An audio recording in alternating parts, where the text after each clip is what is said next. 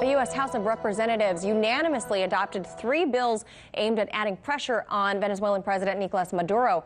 One bill urges the Trump administration to provide up to $150 million in humanitarian aid. A second bill would require the State Department and intelligence agencies to provide an assessment about the threat from Russian influence in Venezuela.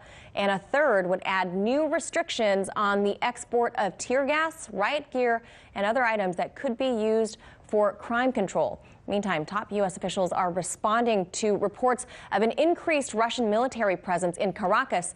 This as a new wave of blackouts hits Venezuela overnight. RT's Rachel Blevins is in the newsroom now with more details. Rachel?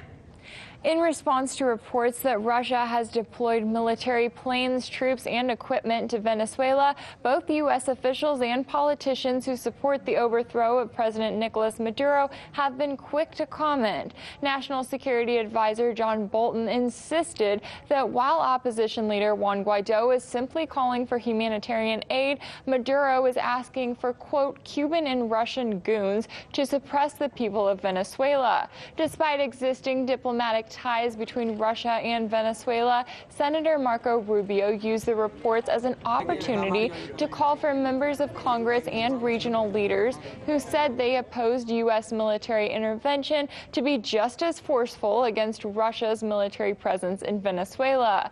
U.S. Secretary of State Mike Pompeo spoke to Russian Foreign Minister Sergei Lavrov over the phone and reportedly claimed that the insertion of Russian military personnel in Venezuela would only prolong the country's problems.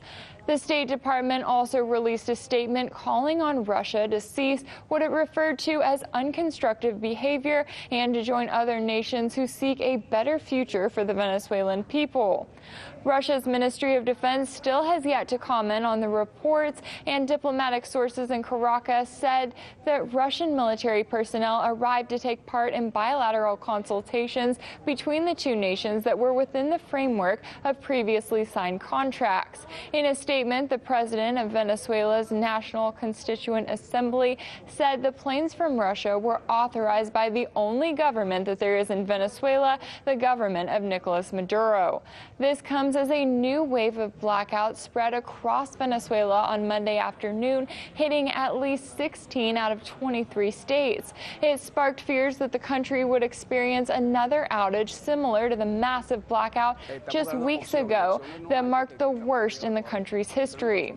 Venezuelan officials were quick to blame the latest outage on what they called a new attack on the country's national electric system by U.S.-backed opponents.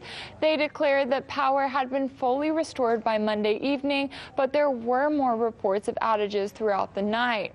So as the battle of words between the United States and anyone who supports the government of Maduro continue, it remains to be seen just how far the U.S. will go to respond to Russia's reported military presence in the region. In Washington, Rachel Blevins, RT. Hey YouTube, thanks for checking out our channel. We hope you enjoyed the video.